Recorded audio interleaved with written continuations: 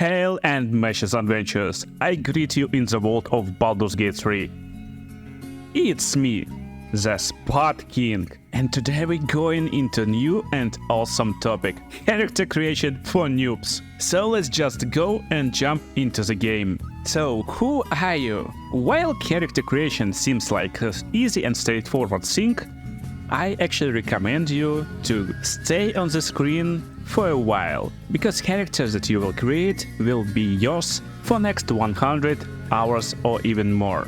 So let me just explain everything you can pick here and how it will affect your game. So let's start with first one, you picking your origin. You can start with a custom origin or any for just origin characters. These characters got their own backstory, and Baldur's Gate 3 is the role-playing game. So you will have a lot of dialogues, and this will affect your dialogues a lot.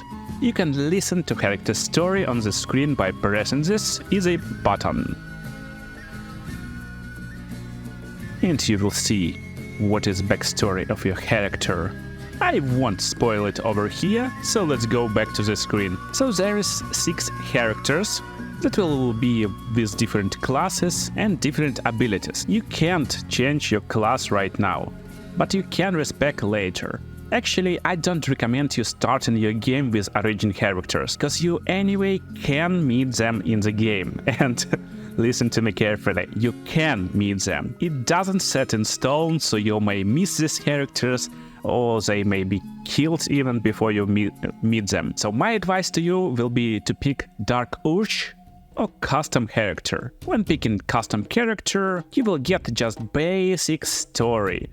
But with Dark Urge, when you're picking this dude, you can fully customize your class and appearance. And here about these characters, you can't customize their appearance. So Dark Urge is kinda the same as custom character, but he got his own backstory, and backstory that buffed with a blood. So it's like really dark characters that will give you many options of some dark stuff you can do in this game.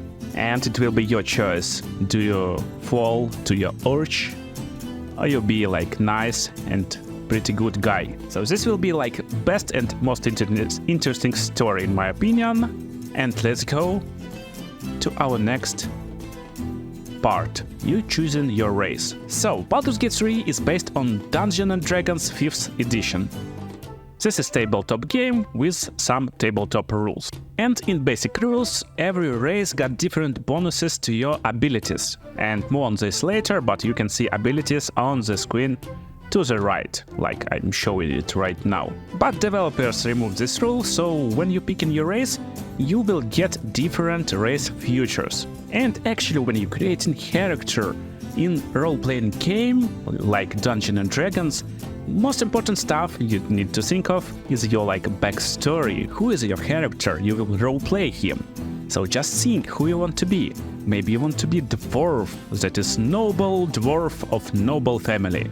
Or maybe you want to be like halfling who was, for example, urchin in his past, in childhood. And this is completely different stories. And yeah, I just jumped a little bit forward, but there's background, and when you're playing as original character, you can pick your background. But when you pick in Dark Urge, you got only one background, and it's already chosen for you. More on this later, but let's follow races. So it's like most important part in my opinion, picking race based on your character backstory that you want to play, that you want to role play. But about race features, so for example, you can just hover mouse over race features and you will just be able to go and read them all. Every race got different speed, so for example, elf got base race elf speed, which will be 9 meters per turn, but halfling got only 7.5 meters per turn speed. So when you play in halfling, it will be harder for you to go and chase someone or escape. And don't forget, you can press T button and you can inspect this stuff. So you can just hover mouse over just some yellow stuff like proficiency. If you don't know what is proficiency, you just hover mouse over here, press T again, and you can learn more about proficiency. Proficiency represents whether you are trained in a weapon type, tool or skill, so provides a bonus to rolls, making you more likely to succeed, just like that. So proficiency is just nice stuff if you want to learn some weapons, and different races got different proficiency. For example, elf will get proficiency with longsword, short bow and long bow. So if you want to use bows, you definitely want to pick elf maybe. So that's next thing that you want to actually watch when you're creating your character, what weapons you want to use, and other features. So for example, elf can have dark vision, that they can see in dark up to 12 meters.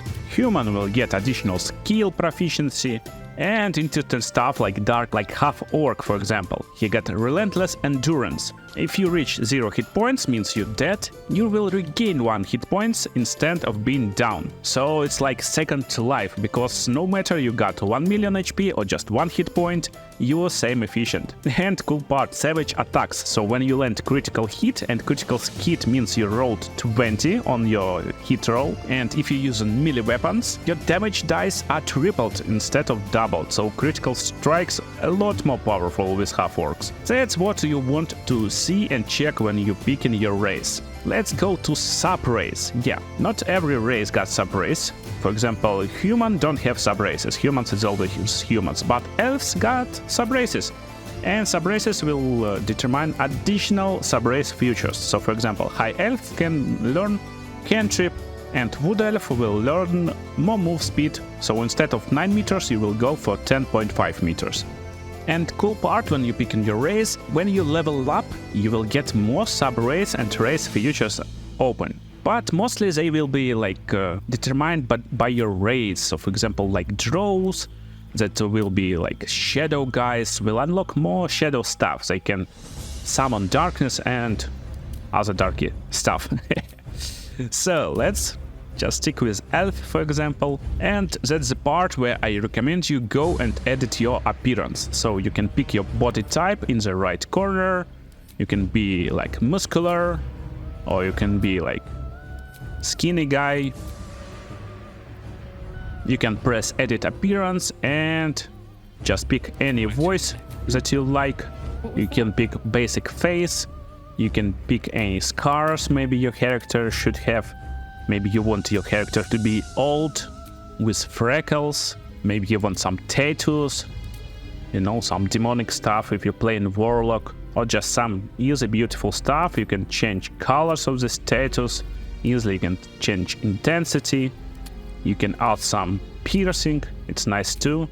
You can change your eye color, your makeup if you need some, and of course your hair, with different and awesome variabilities in colors. But let's get back to our main story about how you actually create your character later on. So next part, you need to pick your class. Class will determine abilities of your characters. Would you be like barbarian who recklessly go with his big axe and, you know, relentlessly attack enemies?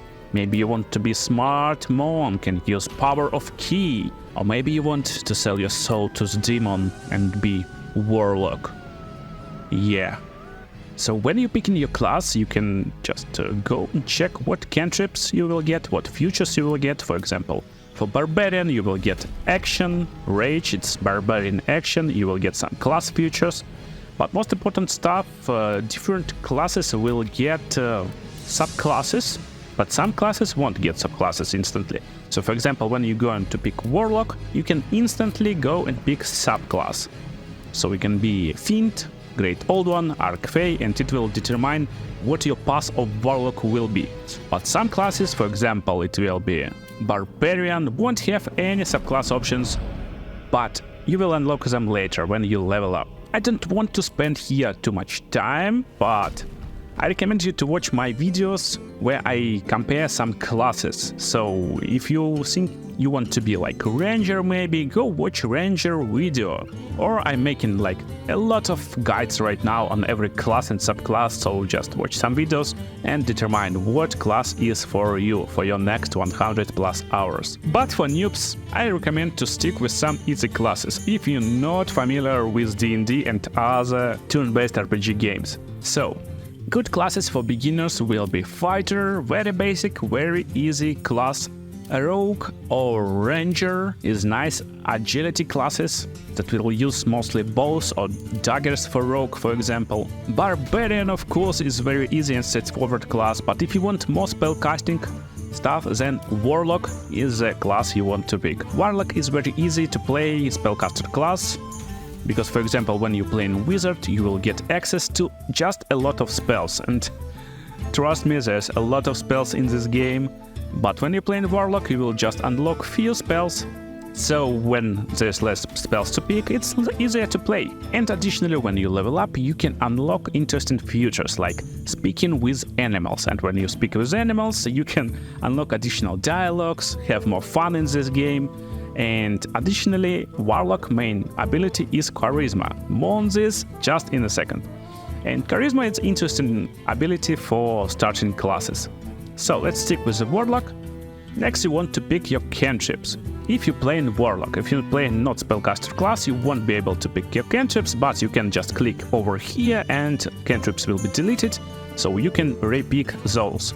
If you want to stay with Warlock, then go for Eldritch Blast or just go and watch my guide for Warlock. And some other cantrip works too. So then you pick your subclass. Different subclasses, as you can see, will unlock different actions and different spells. So for example, when you pick in the Fiend, you will get subclass feature, Dark One's Blessing. So when you're killing someone, you will get temporary hit points. It's just cool ability to be more tanky, more sustainable. But when you pick in, for example, Archfey, you will get action, so it's additional spells that you can go and use to charm or frighten nearby foes. And Great Old One will get different subclass features. So it's totally up to you. Next, if you pick in classes with the spells, you will pick the spells. So basically again, for Warlock it's of course Hex and any spells that you like, for example Armor of Agathis. And when you play in Warlock, you need to pick spells carefully.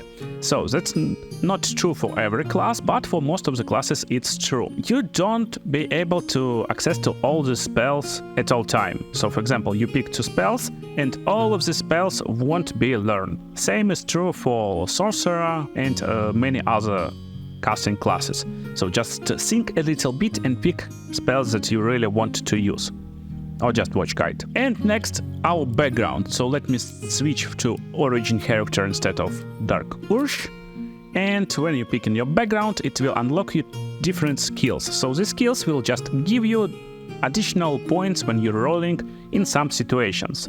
So for example, when you're trying to persuade someone, you will get +5 with this character like combination. So Warlock, High Elf will get +5 to persuasion checks, and you can pick it depending on what skill you want. So for example, if you think that you will go and make a lot of performance with when you're playing, for example, Bard, then maybe you want to be entertainer in your background, but you can again play like a role-playing game. So for example, we playing Elf Warlock. Why High Elf became Warlock? Maybe he was noble person that somehow decided that he want a lot more power in his hands and, just sold his soul to the devil. Or maybe he was dropped from the village or being stolen from the village when he was child, so he became urchin, but he is high elf, and why not to become Warlock, sell his soul to the devil again, something like this. So think about your background too. And next, and maybe most important stuff, is abilities. We just deselect this, we clear this stuff, and we got all abilities. So we got Strength, Dexterity, Constitution, Intelligence, Wisdom, and Charisma. You will get this star icon on your main attribute from your class. So for example, for Warlock, main attribute is Charisma. You can use Recommended, and just it will make pretty balanced, interesting character for you.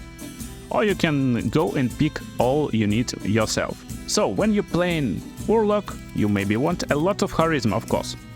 Then you need to think what you need other stuff. So for example, Strength will give you ability to jump higher, pick up more heavy object, shove people more often, and other stuff like this. Dexterity will give you bonus to your armor class, and this is like attributes that determine how hard you are to hit. So just as written here, the higher your armor class, the harder you are to hit. So if you want to get less hits, go to Dex. But if you want to take hits but have a lot more hit points, then go to Constitution. So Constitution affects hit points. Then you got Intelligence and Wisdom. And most of the time, if your character not like proficient, it's not a primary attribute, primary ability for him. For example, Intelligence will be main ability for Wizards, Wisdom will be main ability for Druids, Clerics, Rangers. So when you're playing, for example, Cleric, you want a lot of Wisdom. But for other classes, it will more determine like your proficiency in some saving throws. And for saving throws, Wisdom is like more important than Intelligence. You will get a lot of Dexterity, Constitution, and Wisdom saving throws. But why you want to focus on Constitution? When you playing spellcasting classes, you will get a lot of spells with concentration. And concentration require Constitution saving throw. So when you're playing Warlock, you will get a lot of concentration spells, and one of your main spells is actually concentration spell. Let me just show you. So spell that is named Hex is concentration spell. And you need to focus to maintain this spell. So while the spell is active, you will deal additional 1d6 damage to every creature you focus. But if you lose your saving throw, then you lose your Hex. So that's why you want to go to a secondary attribute as Constitution, for example. Then determine like least important stat. Like for example, it will be Strength for Warlock. You're a magic class, why you need Strength? So just dump a little bit into Dex for armor class, get this a little bit more, and then just think what you want more. Maybe you want a little bit more Constitution, maybe you need a little bit more Dexterity. But what is the difference between 10 and 11, for example? In this game, there's no difference between 10 and 11. So you start with 8 in every category, and 8 means you will get -1 to these throws. And every 2 starts after this, you will get +1. So for example, if we got 8, we got -1 to saving throws, and -1 from Strength. If you got 9, nothing changed. And if you got 10, 0 to saving throws. So that's why 10 is like a balanced stat. If you add a little bit more, you will get +1. If you got a little bit more, you will get 0. But when you level up, you will gain ability to increase these ability points. That's why you need to stay on your main attributes with like 13, 15, 11, numbers like this. And you got additional +2, +1 assigned points. So +2 goes to main attribute, and +1 to something that we won't actually take all over the place. So for example, +1 to Dex. And then when you level up, you will go to the Constitution +1 to the Charisma +1. Something like this. So make sure to have odd numbers in your main attributes that you want to increase all over the game. So if you want to increase your main attribute, then try to make it around 17 and your second around 15. And just like that, you created your first character. And it's time to proceed to the game. It's time to name your character. And additionally, you can make one more character. It's for like story-based stuff, your guardian, so you just choose one, and venture forth adventures. And just like that, you started your first playthrough. But what is this menu? What is this map? How to use your abilities? What to actually do in this game? And that's where come in handy my beginner's guide for noobs in Baldur's Gate 3. It will be on the screen right now, so just go and watch it, my friends. See you in the kingdom, guys.